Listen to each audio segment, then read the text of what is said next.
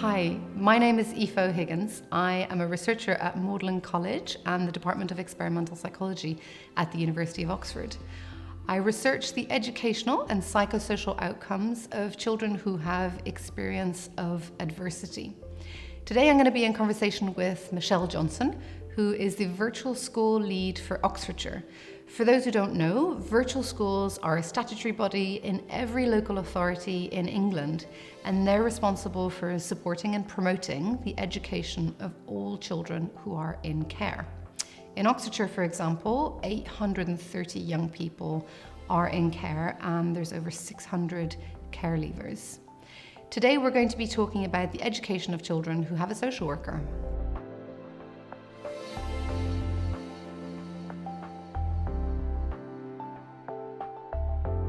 Hi Michelle, thanks for joining me today. Can we start by talking about what it means for children to have a social worker and to talk a little bit about what it means to be a child in care? Yeah, so as you know, I work with lots of children in care in Oxfordshire, and all those children have a social worker that's attached to the child, but also the carers. So if they're in foster care, the foster carers will also have a social worker that is a supervising social worker for those foster carers. Now, the social worker for our children often has parental responsibility. And so that means that in terms of my role, in terms of schools, they have to agree on the schools that we think are the right fit, that are going to support them, and they will make the decisions around their care, their education, and the support that they're getting. We also have other children that have social workers that aren't in care. And those social workers will either be social workers that are attached to the family, or again, social workers that are advocates for those particular children. And I think when we're working in schools, there are a number of our children that have had previous social workers or may have social worker input either for a short 6 weeks or sometimes for a period of years, depending on the circumstance of the family. That's really interesting. So this makes me think about a big piece of research I was involved with at the Rees Centre, which is a research unit at the University of Oxford. And we looked at DFE data for all children who sat GCSEs in 2017. So that's about 500,000 children.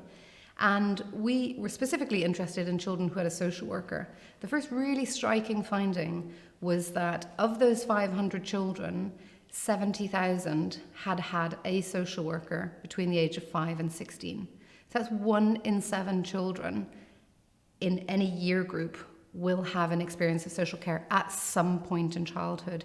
And that has quite big implications for teachers who won't necessarily have 1 in 7 young people in their classroom who has a social care intervention, but it'll be 1 in 7 children who either have had or are going to have a social care intervention.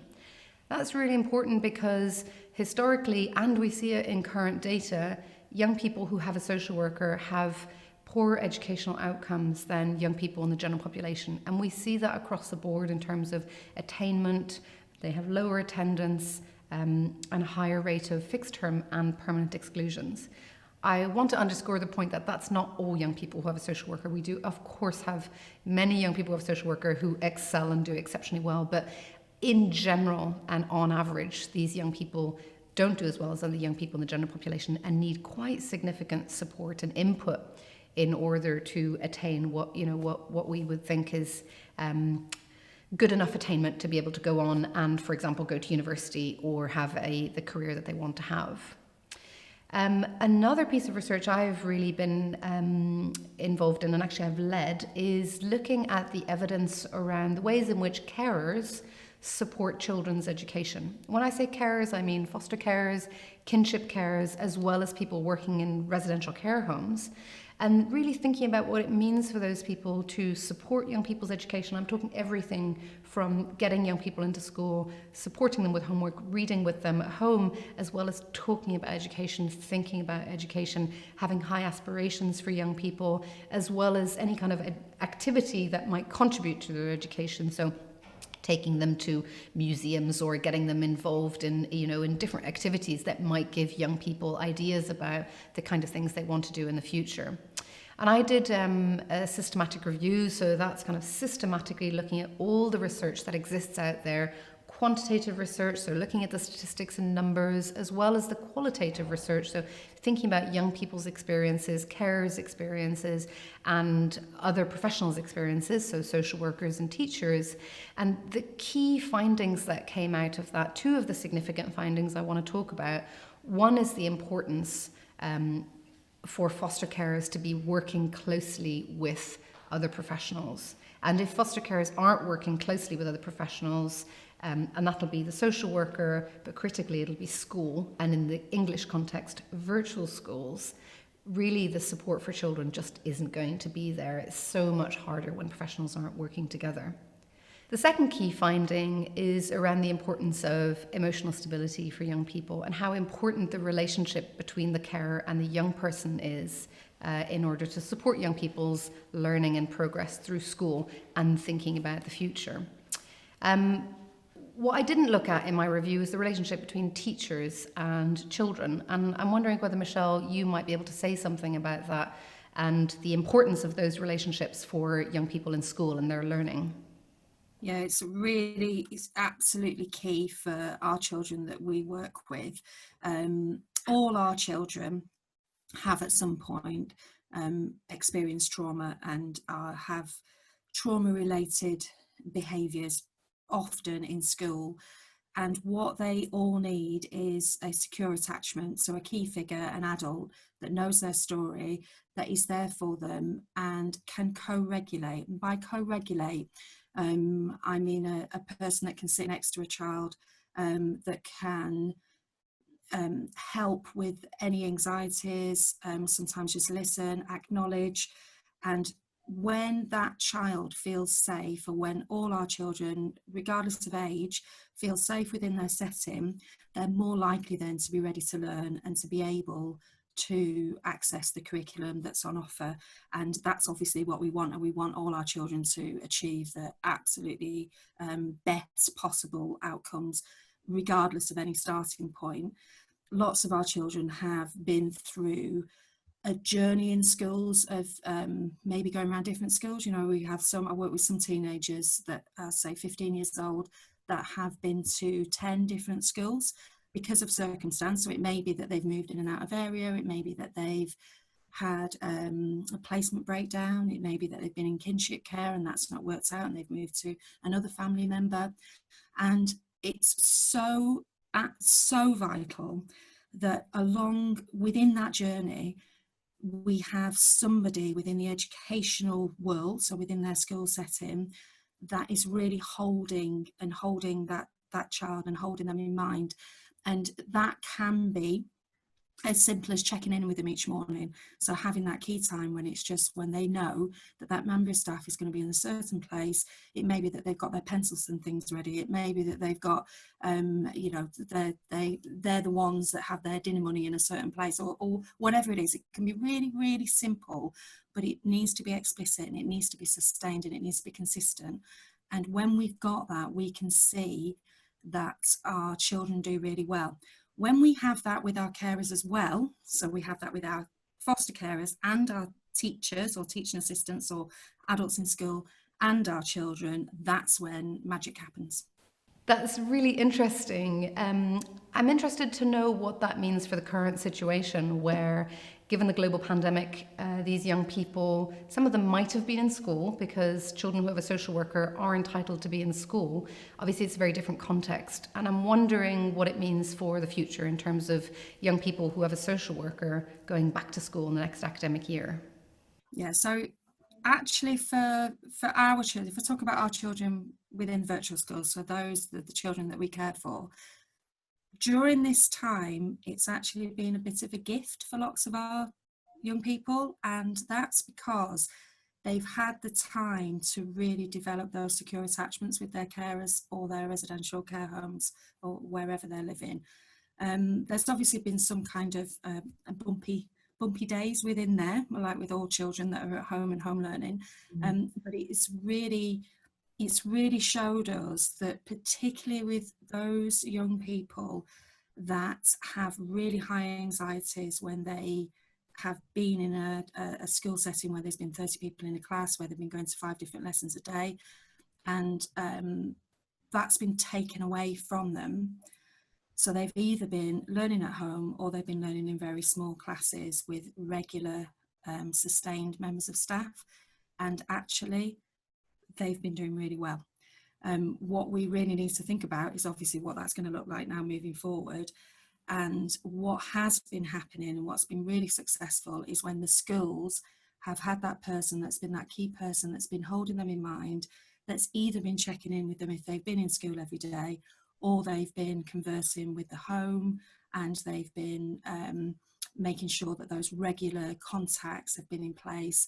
You know, I know lots of primary schools that have been going out and they've been visiting the homes by taking the work, or they've been doing videos and video messages so the children can kind of see them and to know what to expect. They've been doing videos of the classrooms of how that's going to be in September, showing which doors to go in, which doors you don't go in, how to get lunch, all those kind of things that we usually do with our children when there's transition stages. So say from year 7, or if you're going from lower school to upper school, we usually do that anyway, but that's been happening across the key stages and across the year groups.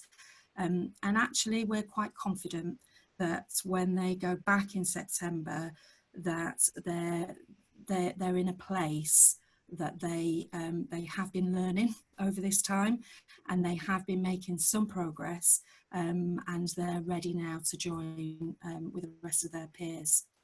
And it might have also given young people the opportunity to build better relationships with their carers. That might be what's enabling some of the learning. Yeah, absolutely, definitely. And also with the carers, because the communication with school, where that's been really strong, there's that joined up approach and that kind of explicit relations and trust that the child can see, so therefore is more likely to feel safe when they go into school. For other children, that may not be the case. I'm specifically talking about children that are already looked after and that are already kind of within our kind of eyesight, if you like, or our forensic sort of eyesight. And for other children that may have a social worker, that may be a different picture. We would hope that all children with a social worker have been accessing school, whether that's been full-time or whether that's been part-time. For any schools out there and for any teachers where there's children that haven't been accessing school, but we know that there's social care input, I think it's really vital that we use this small time that we have to be able to connect, to be able to really be quite vivid about what the expectations are coming back, and be open and flexible to the children when they come back into school, because we don't know what the experiences have been like. We don't know what the engagement with cultural activities has been, and so therefore we need to take our time and develop those relationships and that safe space to then be able to accelerate the learning. Thanks for that, Michelle. I'm now going to share 3 key findings from research that I'd like to communicate to teachers. The first one relates to what we've just been talking about around children who have a social worker, but those children who aren't in care. This is one of the major findings from the piece of research I was talking about before that we carried out with the Reese Centre. We found that children who have a child in need plan or who are on a child protection plan have historically been ignored or overlooked by policy in particular. But these are young people who are really educationally vulnerable and who need additional support.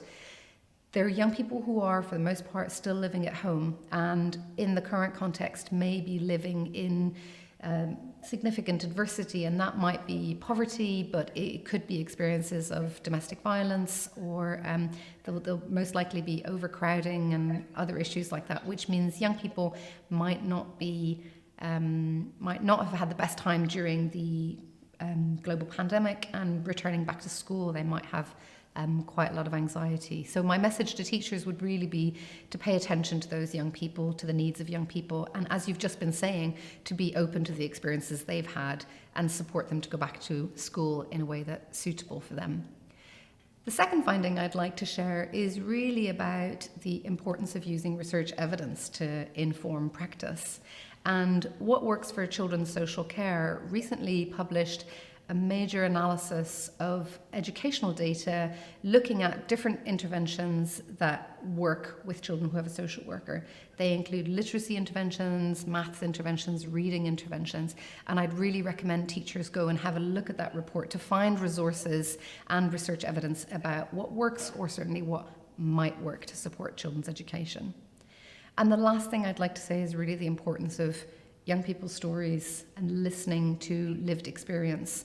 There's a huge amount of resources out there, be they videos on YouTube, young people on Twitter talking about their experiences.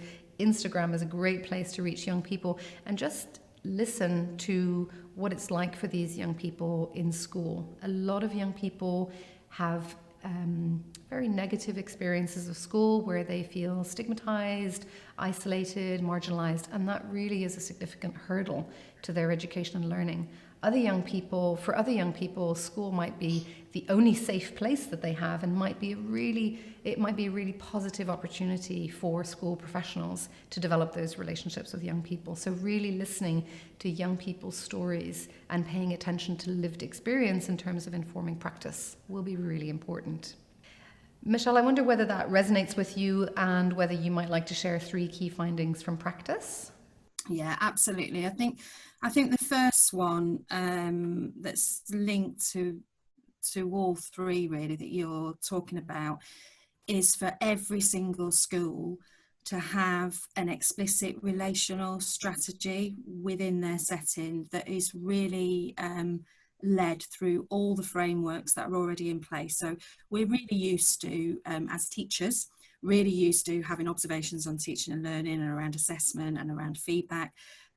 We're not actually that used to using those frameworks to really drill down and look at the relationships between the adults and the young people, and particularly those children and young people that do have social care input.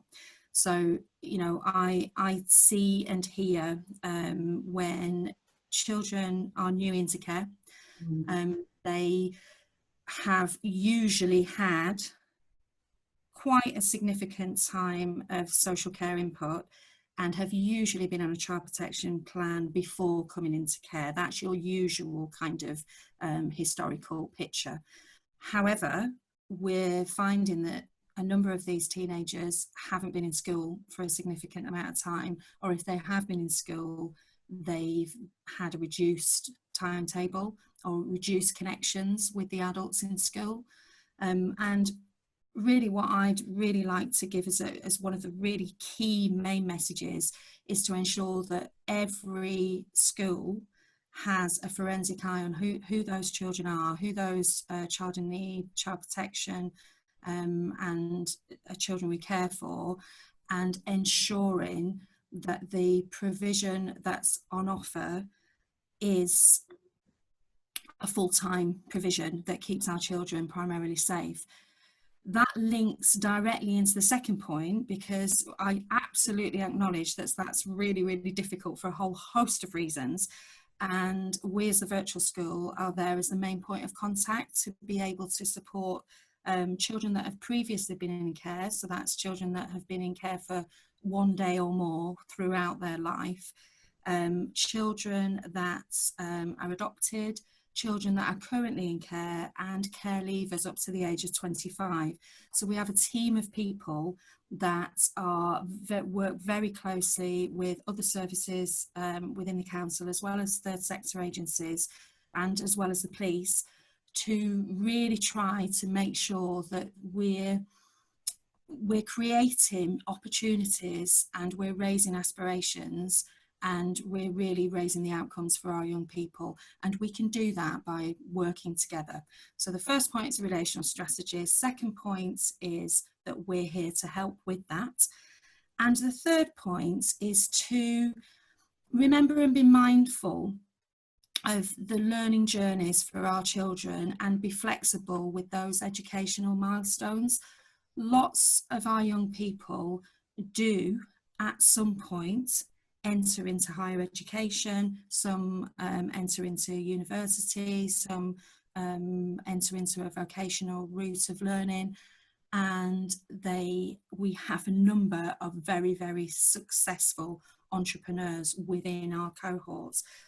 They don't actually often reach those educational milestones at the end of Key Stage 3, at the end of Key Stage 4, at the end of Key Stage 2, because of a whole host of reasons. And it's us being mindful about that, keeping those aspirations as high as possible and the expectations as high as possible, but being flexible with when we're actually going to achieve those accreditations and milestones. And finally, what I'd like to say is for teachers and adults leading learning to be mindful that our children may reach academic milestones at different rates and speeds than others, depending on their experience and their experience at the time of learning, at the time in school.